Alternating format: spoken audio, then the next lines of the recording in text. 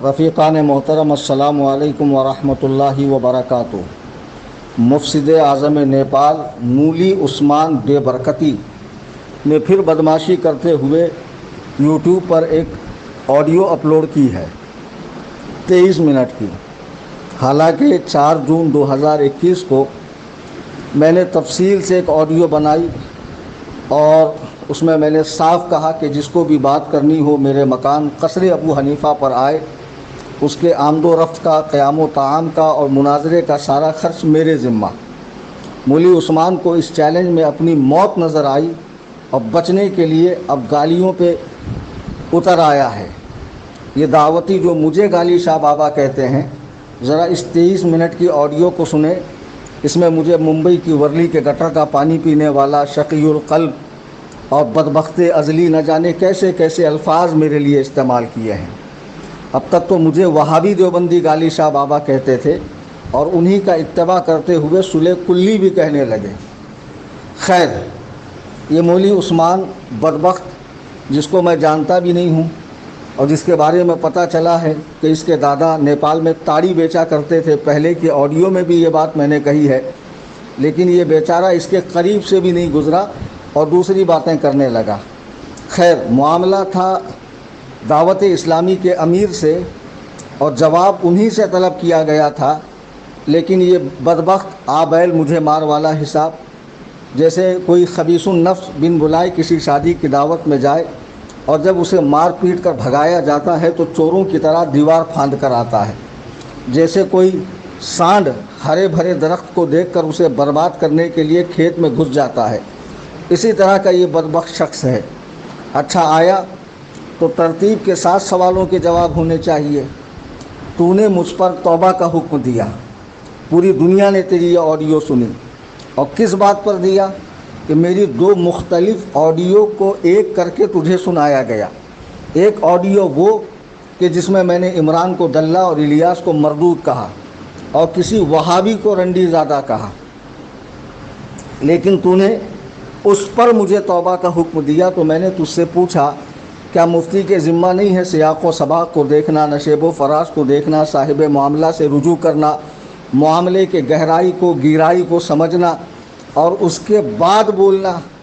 یہ لا ابالی پن، یہ عجلت مفتی کے لیے کیسے موضوع ہو سکتی ہے، کیسے درست ہو سکتی ہے کہ محض سنی سنائی بات کے اوپر فتویٰ دے دے؟ اور جب میں نے اس کی وضاحت کر دی کہ وہ بات جو میں نے کہی تھی، الیاس کو مردود اور عمران کو دلہ، جس شخص سے میں نے کہی تھی، اس کو آخر میں نے یہ بھی کہا تھا کہ میں اپنے سخت الفاظ پر نادم ہوں اور رجوع کرتا ہوں۔ اب اس شخص نے اس بات کو انٹرنیٹ پر پھیلایا اور ہزاروں لوگوں تک یہ پہنچی، تو کیا میرے ذمہ ہے، کیا میں اس کا مکلف ہوں کہ ہر شخص کے کان میں گھر پر جا کر دروازہ کھٹکھٹا کر سن بھائی میں توبہ کرتا ہوں ایسا کہنا؟ اب مان لے یہی آڈیو 20-30 سال کے بعد پھر کوئی اسے اپلوڈ کرے، پھر اس زمانے کی جنریشن مجھ سے توبہ کا مطالبہ کرے، تو کیا واقعی مجھ پر توبہ ضروری ہے؟ ابے تو مفتی کیسے بن گیا؟ ابے گھامڑ، جغت البخارا، مدرسے میں پڑھائی کے زمانے میں سب سے پیچھے بیٹھ کر نوکیا کے موبائل میں سانپ لمبا کرتا تھا۔ ابے تو اتنی بڑی بڑی باتیں کر رہا ہے، احمق الناس، بے دال کے بودم، چغت، گھامڑ۔ میں باخدا کہتا ہوں کہ تو میرے سامنے ابھی پانی کو مم کہنے کی منزل سے آگے نہیں بڑھا۔ ابے گھامڑ کہیں کہ تجھ سے بہت زیادہ قابل میرے مدرسے کے ابتدائی طلباء ہیں۔ اردو میں فاش غلطیاں، عربی میں صرف و نحو کی غلطیاں، اور بولنا نہیں آتا۔ ایک آڈیو میں کہتا میں ممبئی آتا جاتا رہا تھا۔ تجھے کون مفتی بنا دیا ہے بے؟ چند چمچوں نے تجھے مفتی اعظم کہہ دیا اور تجھے یہ خبط سوار ہو گیا کہ واقعی میں مفتی اعظم ہوں۔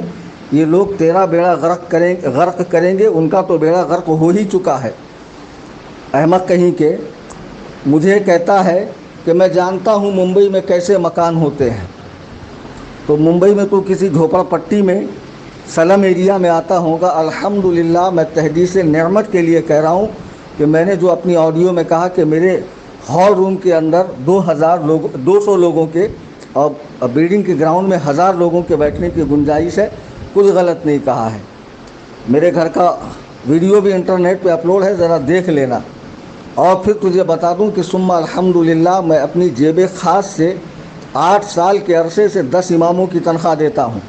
میں تیری طرح پیڈ مولوی نہیں ہوں کہ چند سکے پھینک دیے اور دین و ایمان کا سودا کر دیا۔ ثم الحمدللہ، میرا دین پارے نہ نہیں، روٹی کا پھینکا ہوا ٹکڑا نہیں ہے، جس کا کھاتا ہوں اسی کے گن گاتا ہوں۔ مسلک اعلیٰ حضرت ثم الحمدللہ میری گٹی میں پڑا ہوا ہے، اور انہیں جانا انہیں مانا نہ رکھا غیر سے کچھ کام۔ للہ الحمد میں دنیا سے مسلمان گیا۔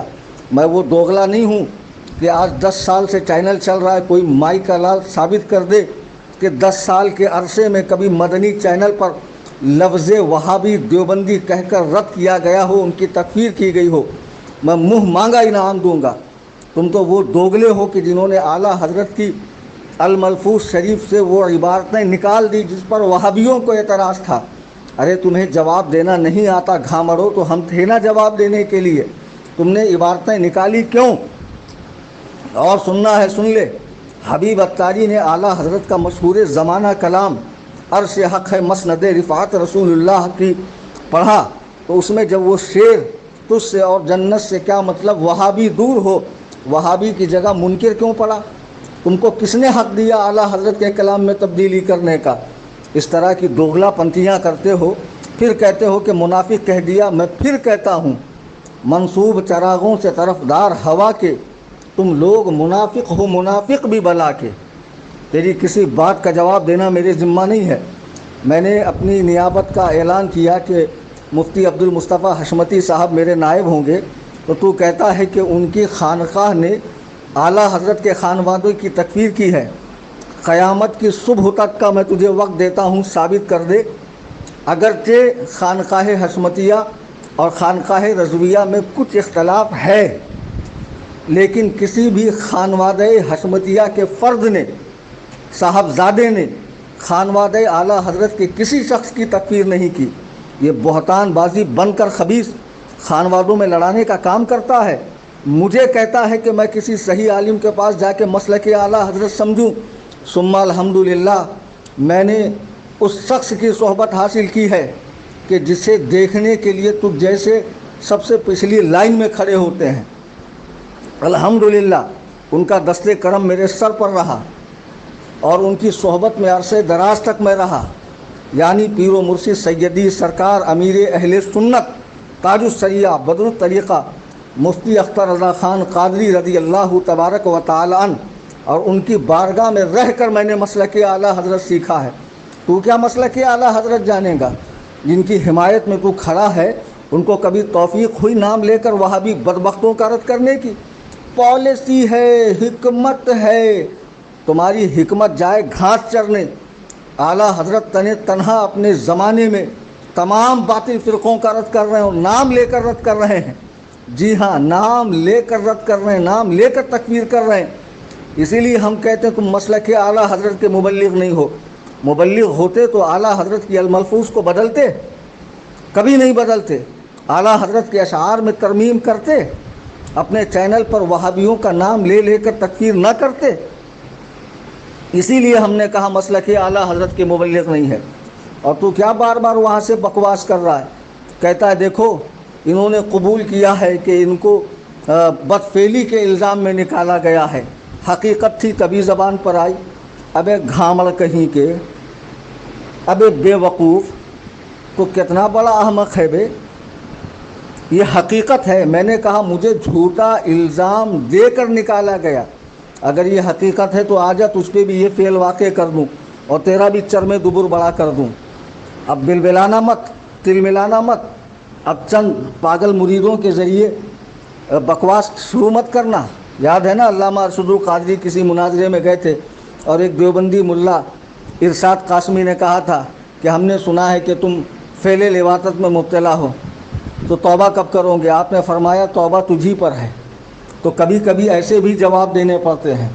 اور رہی زبان کی سختی، تو الحمدللہ ثم الحمدللہ میری زبان سخت ہے اللہ و رسول کے دشمنوں کے لیے، باغیان مصطفیٰ کے لیے، غداران دین کے لیے، صلح کلیوں کے لیے، حق و باطل کو ملانے والوں کے لیے، ابن الوقتوں کے لیے، مصلحت پسندوں کے لیے، اور یہی سختی میرے اعلیٰ حضرت نے مجھے سکھائی ہے، دشمن احمد پہ شدت کیجیے، ملحدوں کی کیا مروت کیجیے، غیظ میں جل جائیں بے دینوں کے دل، یا رسول اللہ کی کثرت کیجیے۔ آئی سمجھ میں؟ آدھا تیتر آدھا بٹیر نہیں چلنے والا بیٹا۔ تمہیں گرگٹ اسی لیے کہتا ہوں، رنگ دیش دیکھ کر بھیس بدلنے والے ہو تم لوگ، وہ ہمارے اندر نہیں ہے۔ یہاں رہیں، دنیا کے کسی کونے میں بھی رہیں، انہیں جانا انہیں مانا، نہ رکھا غیر سے کچھ کام، للہ الحمد میں دنیا سے مسلمان گیا۔ تو نے 50 گالیاں دی، تیرے سننے والے اسے بھی تبرک سمجھ کے، شیر مادر سمجھ کے پی جائیں گے کہ واہ واہ حضرت نے کیا خوب فرمایا۔ ارے گھامڑ کہیں کے، تجھے مفتی بنایا کس نے ہے؟ تیری ساری باتوں کا میں جواب دوں گا، لا حول ولا قوہ اور قوت کا بھی جواب دوں گا، جو عطف بیان پہ نئی بکواس تو نے کی ہے اس کا بھی جواب دوں گا، لیکن میرا وہ سوال کیا غائب کر دیا؟ میرے سوال کا جواب تو نہیں دے گا؟ تو نے مجھ پر توبہ کا حکم دیا نا، کیوں دیا؟ کہ میں نے الیاس کو مردود اور عمران کو دلہ کہا، وضاحت میں نے کر دی کہ میں نے کس پس منظر میں یہ بات کہی تھی اور اس کے بعد کیا معاملہ ہوا، اور جو میں نے رنڈی زادہ کہا وہ کسی وہابی کو کہا، سنی کو نہیں کہا۔ تو نے جو مجھ پر توبہ کا حکم دیا وہ صحیح تھا یا غلط، اس کو ثابت کر۔ غلط تھا تو توبہ کب کرے گا، رجوع کب کرے گا؟ کیا تیرے نزدیک وہابیوں کو برا بولنا برا ہے؟ وہابیوں کو سخت کلامی کرنا برا ہے؟ اور کسی سنی کو سخت کلامی کی گئی اور رجوع کر لیا گیا تو اس کے بعد بھی اسے زیر بحث لانا صحیح ہے؟ احمق کہیں کے، کار افتاء تیرے ذمہ کون ڈال دیا ہے اور کس نے تیرے ہاتھ میں قلم تھما دیا ہے؟ نااہل کہیں کے، اسی طرح بیٹھ کر تو جنت و جہنم کے فیصلے کرے گا؟ بدبخت، کریہ الصوت کریہ الوجہ، مردود عدلی، تیرے لیے کیا کہوں میں؟ اتنا بڑا بدبخت انسان ہے تو، اور کھلم کھلا گالیاں بک رہا ہے اور مجھ پر توبہ کا حکم دے رہا ہے، اسے ثابت بھی تو کر۔ سن، اگر تو اسی طرح یوٹیوب کے ذریعے بات کرنا چاہتا ہے تو پہلے یہ بتا کہ اس آدھی ادھوری ریکارڈنگ کو سن کر تو نے توبہ کا حکم دیا کیسے تھا؟ اور اگر تفصیلی بات کرنا چاہتا ہے تو مجھے کیا نیپال بلا رہا ہے؟ بمبئی آ، اپنے پورے لاؤ لشکر کے ساتھ، جتنے تیرے چمچے اکرچے دیگچے پتیلے ہیں سب لے کر آ۔ آئی سمجھ میں بات؟ اور جن کی حمایت میں تو کھڑا ہوا ہے وہ بھی بمبئی میں کہیں کہیں چیچک کے داغ کی طرح پائے جاتے ہیں، ان کے بھی مرگٹ یہاں موجود ہے، بے فکر ہو کر آ۔ آئی سمجھ میں بات؟ اب بالکل مناظرہ کر لیں مجھ سے، اور انشاءاللہ دنیا دیکھیں گی تیری قابلیت تو کتنا قابل ہے اور کتنا بڑا عالم ہے، الف سے ہے یا عین سے ہے، تیرا علامہ بالالف ہونا بھی معلوم پڑ جائے گا۔ بہرحال تو میرے سوال کا جواب دے، کس بنا پر تو نے مجھے توبہ کا حکم دیا؟ اور دوسری بات، جب میں کہہ چکا ہوں، میں نے پہلے فون نمبر دیا، تو نے فون نہیں کیا، میں نے بمبئی آنے کی دعوت دی تو اسے قبول کر بمبئی آ۔ اول تو میرے مقابلے کا ہے ہی نہیں، تیری یہ حیثیت ہی نہیں ہے کہ تجھے منہ لگا کر تجھ سے میں بات کروں، سمجھا بے؟ کریہ الصوت کریہ الوجہ، تو اس حیثیت کا آدمی نہیں ہے کہ تجھ سے بات کی جائے۔ جن لوگوں سے میرا خطاب تھا اور جن کی حمایت میں تو کھڑا ہوا، انہوں نے تجھے کہا کہ ہماری حمایت میں کھڑے ہو، جواب دے، تجھ سے کہا تھا، تو کیوں بلا وجہ کا ماتھا کھوڑی کر رہا ہے؟ کیوں بیگانے کی شادی میں عبداللہ دیوانہ بن رہا ہے؟ ابے بے وقوف، اس طرح کی حماقتیں نہ کیا کر، ویسے ہی بہت رسوا اور ذلیل و خوار ہو چکا ہے نیپال میں، تیرے بارے میں کئی ساری ویڈیوز پڑی ہوئی ہے یوٹیوب پر۔ آئی سمجھ میں بات؟ تو جن کی حمایت میں تو مناظرہ کرنے آئے گا ان سے لیٹر ضرور لے کر آنا، اور یوٹیوب پر جواب دے گا تو اس کا جواب ضرور دینا کہ آدھی ادھوری ویڈیو آڈیو سن کر تو نے توبہ کا حکم کیسے دیا، اور اپنے بیان کو قرآن و سنت کی روشنی میں بیان کرنا، فقہائے کرام کی تصریحات کی روشنی میں بیان کرنا۔ اب تیرے لیے زیادہ وقت کا ضیاع بیکار ہے، چونکہ تو اس اہمیت کا حامل انسان ہے نہیں کہ تیرے لیے کچھ منٹ قربان کیے جائیں۔ میں تمام سنی صحیح العقیدہ مسلمانوں سے گزارش کروں گا کہ اس بدبخت نیپالی بے برکتی سے آپ بار بار پوچھتے رہیں کہ اس نے مجھے توبہ کا حکم دیا کیسے۔ اللہ تعالی ہم سب کو قبول حق کا جذبہ عطا فرمائے، مذہب مہذب یعنی مسلک اعلیٰ حضرت پر چلنے کی توفیق عطا فرمائے، جس کی صحیح تشریح حضور سیدی سرکار تاج الشریعہ رضی اللہ تعالیٰ عنہ کی زبان اقدس سے ہو چکی ہے۔ وما علینا الا البلاغ۔